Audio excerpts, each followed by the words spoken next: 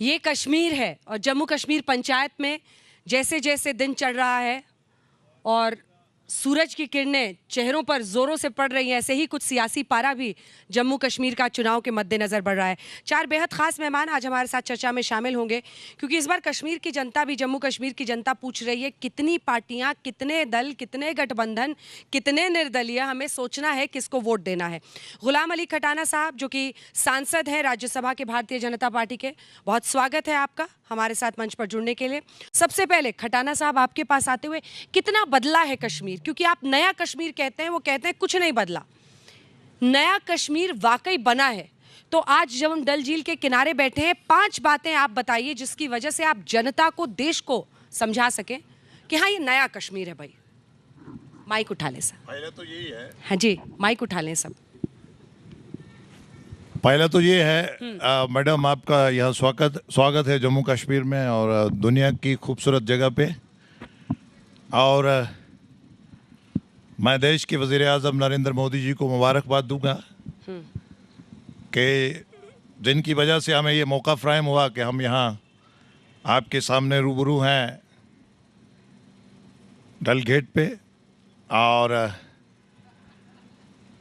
आपने ये कहा कि क्या 5 बड़ी तब्दीलियां हैं, देश को बताएं। हाँ। हमारे सबसे ज़्यादा जो पार्टी सत्ता में रही हैं, उनके अध्यक्ष का एक होटल में जाके खाना खाना। आप लोग राहुल जी का नाम नहीं लेते, बात उन्हीं की करते हैं लेकिन नाम नहीं लेते। नहीं, हम नाम ले लेते हैं राहुल गांधी जी। हाँ। और पिछले दिनों आपने देखा होगा गुलमर्ग में, और आपने देखा होगा कि यहाँ G20 का होस्ट, आपने देखा होगा यहाँ आज लोगों में जहनी ठहराव है जिसका भागा दौड़ी थी, लोग भाग रहे थे जम्मू क्षेत्र में अपना बच्चे लेके देश के बाकी हिस्सों में। लेकिन आज जिसका एक दुकान था वो 2 बना रहा है, जिसका एक होटल था उसको वो दूसरे की तैयारी कर रहा है। हाँ। आज किसान खेत में जा रहा है, आज गरीब का बच्चा स्कूल में, आपको इंटीरियर में आप जाएंगे तो वो स्कूल जाएगा, उसको कोई उकसाएगा नहीं, पत्थरबाजी। आज कैलेंडर नाम की चीज़ ख़त्म हो गई है। जम्मू कश्मीर के लोग एक खुशहाली की तरफ, प्रॉस्पेरिटी की तरफ बढ़ रहे हैं। और बैनुल-अक़वामी लेवल पे दुनिया के बड़े बड़े इन्वेस्टर जो हैं वो कश्मीर में आना चाहते हैं, इन्वेस्टमेंट करना चाहते हैं। और जो प्रोजेक्ट्स और प्रपोजल्स, मुझे नहीं लगता पिछले 70 साल में ना कहीं हुआ होगा। मुझे लगता है कि हो गए होंगे 5-7, नहीं ये मतलब आपने 5 चीज़ें बदलाव के लिए बोला। अच्छा, 5। खटाना साहब आपकी बारी है, जिसके बाद डॉक्टर कौल इसका जवाब देंगे। लेकिन देखिए, 2 प्रश्न जो उन्होंने उठाए आपको जवाब देना चाहिए। कश्मीर में आप चुनाव लड़ते नहीं हैं और इसी वजह से वो कह रहे हैं कि आपने जम्मू में इतनी पार्टियां नहीं अचानक उठी हैं जितनी कश्मीर में उठी हैं। क्यों उठी हैं? उनका कहना है आप उनके वोट्स को डिवाइड करने के लिए एक स्ट्रैटेजी के तहत फील्ड कर रहे हैं निर्दलियों को।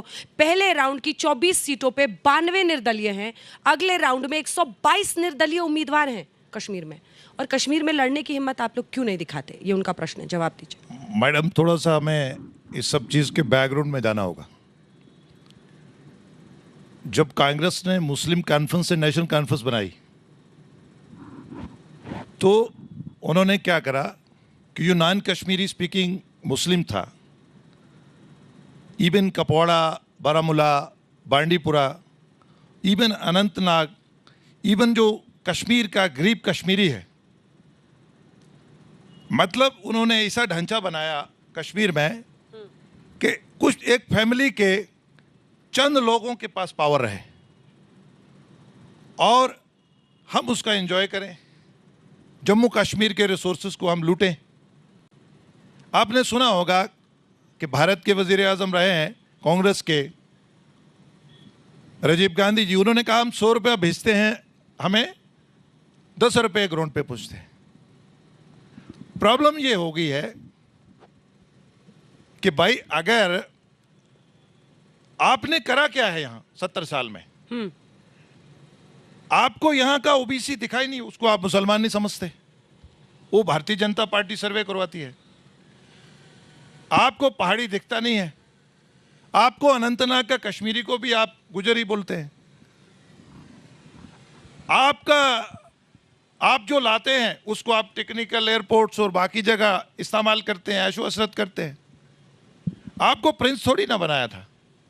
370 का ये मतलब थोड़ी था कि आप प्रिंस बने रहेंगे और रिसोर्सेज को, सेंट्रल स्पॉन्सर्ड फंड्स को आप डाइवर्ट करेंगे। यहाँ तक इनका ये कहना है कि हम यहाँ, देखिए भारतीय जनता पार्टी दुनिया की सबसे बड़ी पार्टी है और इसमें देश में भी हमारे, आज भी हम एनडीए है, फिर भी कश्मीर में नहीं लड़ रहे ना। और दुनिया की सबसे बड़ी पार्टी कश्मीर में क्यों नहीं लड़ रही? और हमने यहाँ हाँ, यहाँ भी कोशिश करी है कि हमारे यहाँ अलायंस जो है वो डेवलप हों। किसी को जमहूरियत का खूबसूरती क्या है कि किसी को भी इजाज़त है वो किसी के साथ भी अलायंस करे। अब 96 में लोगों ने 2/3 मेजॉरिटी दिया नेशनल कॉन्फ्रेंस को, तो ऑटोनॉमी उन्होंने एक हवा क्रिएट करा कश्मीरी के सामने, लेकिन वो डस्टबिन में कहीं पता नहीं कहाँ चला गया और मिनिस्टर हो गया हमारे साथ। हमने नहीं कहा, देखिए अलायंस बनाना, रीजनल पार्टीज के साथ अलायंस बनाना, कश्मीर में हमने जो करा है पिछले 10 साल में, आप हमारा कंपेयर कर लीजिए ना। हमने 5 लाख मजदूर से लेकर हमने अब्दुल्ला मुफ्ती कांग्रेस के बड़े नेताओं तक 5 लाख उनकी जेब में डाला है, पूरे देश में नहीं है। कल ही प्राइम मिनिस्टर साहब ने 70 साल जो प्लस लोग हैं उनको आयुष कार्ड का इजाज़त दिया है। आज यहाँ हमने बचौले खत्म, तकलीफ क्या है कि बचौले खत्म हो गए हैं। नहीं, हम सर एक सवाल है ये, देखिए ये खेल बड़ा खतरनाक हो सकता है। अगर एक सेकंड, अगर इंजीनियर रशीद जो कि खुलकर कश्मीर में रायशुमारी की वकालत करते हैं, जो बिल्कुल हार्ड लाइनर थॉट प्रोसेस के साथ आगे चलते हैं, लोगों को उकसाते हैं, ऐसे लोगों की जीत आपके लिए कोई खुशी की बात नहीं होनी चाहिए? वो कश्मीर के लिए लॉन्ग रन में एक चैलेंज है या नहीं? भारतीय जनता पार्टी के लिए ये खुशी की बात यह है कि यहाँ 1000 वोट से, 2000 वोट से, 5000 वोट से लोगों को डरा धमका के वोट लेना, एमपी बनना, एमएलए बनना, उससे 1000 गुना बेहतर है कि कश्मीर के लोगों ने अभी पार्लियामेंट इलेक्शन में खुले तौर पे वोट का अपना हक का इस्तेमाल करा है। अब यहाँ आके इलेक्शन फाइट कर रहे हैं, इन्होंने 87 में रिगिंग करी। ये नेशनल कॉन्फ्रेंस तो उनका बड़ा बेटा है कांग्रेस का, ये तो उसको अच्छा रखा है। अब छोटा बेटा दूसरा है, अब बहुत सारे इनके ग्रुप है और बेटे भी हो गए हैं।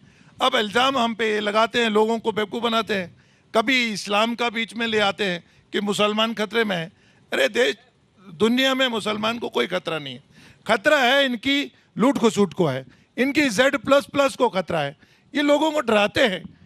भारतीय जनता पार्टी का मिशन यहाँ ये है कि कश्मीर खुशहाल हो, कश्मीर के लोग यहाँ रूल ऑफ लॉ हो, यहाँ लंबी लंबी लाइनें ना हो, लोगों को टार्चर ना किया जाए, यहाँ प्रेस का हर का आज़ादी हो। यहाँ अगर हमने टेररिज्म पे अगर कंट्रोल कमांड करा है तो हमने साइंटिफिक तरीके से करा है। हमें मुबारकबाद देना चाहिए कि हम एक टेररिस्ट को पकड़ने के लिए 200 शरीफ आदमी को हम टार्चर नहीं करते कश्मीर में। ठीक है, हम साइंटिफिक तरीके से हमने यहाँ रूल ऑफ लॉ लाया है, हमने यहाँ अमल लाया है। हम सबको इसका स्वागत करना चाहिए। भारतीय जनता पार्टी ने, वज़ीर आज़म ने हिंद ने स्वागत करा है वोटों का। उन्होंने ये नहीं कहा कि नेशनल कॉन्फ्रेंस का क्यों एमपी जीत के आया है, जहाँ दूसरी किसी पार्टी का एमपी क्यों जीत। उन्होंने लोगों की पार्टिसिपेशन को वो कहा है कश्मीर के हम यहाँ सियासी नर्चरिंग के लिए नहीं आते हैं। हमने बहुत सारे वेलफेयर स्कीम करे हैं। हमने 70 साल में ओबीसी का सर्वे कराया, उनको नाम नेहाद 2% दिया था, हमने उनको 8% दिया है। हमने यहाँ बहुत सारी चीजें। मैं लौट रही हूँ आपके पास। जी मैडम कोल साहब कह रहे थे कि इनके बड़े बड़े नेताओं के बच्चे भी पॉलिटिक्स में हैं और क्या कोई क्राइम है क्या है कि जब हम मैं में रहते हैं ना तो हमको समझने के लिए दिक्कत है। हम सारी उम्र रहे मैं बनूं, मेरा बेटा बने, मेरा दादा बना था, मेरा पोता बने, हमको कैसे समझेंगे? हमारा बात कहने का मकसद यह है कि हम पावर को क्रिटिसाइज करते हैं। आपका जो पावर सेंटर है वो फैमिली के पास रहता है। कांग्रेस का फैमिली के पास पावर सेंटर रहता है। क्या कांग्रेस की सेकंड लीडरशिप में कोई टैलेंटेड लोग नहीं है क्या पूरे देश में कभी 70 साल में फैमिली के अलावा दूसरे लोग नहीं आए क्या शेख अब्दुल्ला, फारूक अब्दुल्ला, उमर अब्दुल्ला, फिर उसके बच्चे, क्या बाकी लोग टैलेंटेड नहीं है नेशनल कॉन्फ्रेंस में? ये बात समझने की है और आम आदमी को ये बात सुननी चाहिए और ये समझनी चाहिए, चीज को गलत नहीं बताना चाहिए। हमारे दूसरे भाई साहब एम्प्लॉयमेंट की बात कर रहे थे। अरे मेरे भाई, सच बोलना चाहिए। होता जरा कड़वा है, पॉलिटिक्स में लोगों का परसेप्शन ही ऐसा है। अरे सच बोलने वाले भी सियासत में जिंदा है, रहते हैं। हम क्या करते थे यहाँ, हम यहाँ गरीब आदमी के बच्चे को घर में बर्तन साफ करवाते थे।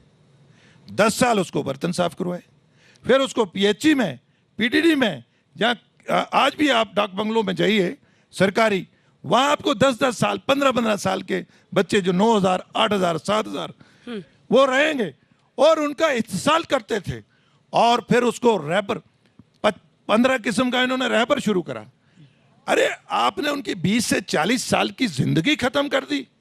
अरे ये वो कह रहे हैं जिन्होंने अग्निवीर स्कीम अभी लॉन्च किया है। एक बात कहना चाहता हूं, मैं बोला नहीं। एक पार्टी, आप सच सुनिए। हाँ बिल्कुल सुनेंगे। आप कश्मीर के लोगों के साथ सुलूक करा, सुनिए। कि हम आप लोगों जब की सच हालत- बोलेंगे तो हम सुनेंगे। आप जब सच बोलेंगे तो हम सुन लेंगे। फिलहाल आप झूठ बोल रहे हैं। उनके बच्चे जब सच बोलेंगे तो हम सुन लेंगे। उनकी फिलहाल बच्चियां आप झूठ बोल रहे हैं। नो, आप उस पार्टी से हैं जिन्होंने अग्निवीर स्कीम शुरू की। हम झूठ नहीं। अग्निवीर आपने शुरू की ना 5 अरे साल हम की। 22 साल में दे रहे हैं उसको। 5 साल, आप 20 से 40 सुनिए साल ना, तक उसको नहीं देते। अग्निवीर को 5 क्या साल यूज एंड थ्रो अरे करने क्या अग्निवीर है? ये वो रैपर विजन है वगैरह अग्निवीर। यूज करते हैं। आपको अंजना ABC जी, नहीं पता एक अग्निवीर अहम का। बात। कौन सी वो बात है आप में जो आपको वोटर भरोसा करे? मैं बीजेपी से शुरू करी, फिर एक एक करके आती हूँ। देखिए, कश्मीर की जनता पे हम उम्मीद रखते हैं हाँ, कि हमने जो एक उनको सैंपल दिया है पिछले 10 सालों में, हालांकि यहाँ इलेक्टेड सरकार नहीं थी, 3 टायर का इलेक्शन हुआ, पार्लियामेंट का इलेक्शन हुआ, जी, लेकिन हमारा ये है, हमारा कश्मीर खुशहाल हो, कश्मीर दुनिया की बेहतरीन जगह बने, कश्मीर के लोग, जम्मू कश्मीर के लोग जम्मू कश्मीर की तरक्की का हिस्सा बने, ठीक है, जम्मू कश्मीर के लोग देश की भारत विकसित बनाने में उसका हिस्सा बने, यहाँ ब्लडशेड, यहाँ कब्रिस्तान ना भरे जाएं। हम कश्मीर की जनता से ये गुजारिश करते हैं कि अगर आप कांग्रेस को, नेशनल कॉन्फ्रेंस को वोट देंगे तो कब्रिस्तान भरे जाएंगे, यहाँ ब्लडशेड होगा, यहाँ पत्थरबाजी होगी, यहाँ बेवाएं होंगी, यहाँ यतीम होंगे, यहाँ बच्चे स्कूल के बजाय स्टोनिंग करेंगे, ठीक। यहाँ गरीब मजदूर जो है वो मजदूरी पे नहीं जाएगा, बिजनेस वाले का काम ठप रहेगा, जी, यहाँ टूरिज्म 2 करोड़ क्रॉस कर गया, या इंटरनेशनल टूरिज्म बिल्कुल बंद हो गया था, आज फिर खुशहाल हुए हैं। हम उनसे गुजारिश करते हैं कि अगर आप कांग्रेस और नेशनल कॉन्फ्रेंस को मौका देंगे तो फिर कत्लो पकड़ धकड़, लॉलेसनेस, फिर वही बम ब्लास्ट, फिर वही सारी चीजें आएंगी, ठीक है। और डॉक्टर कौल। कब्रिस्तान भरे जाएंगे। डॉक्टर कौल।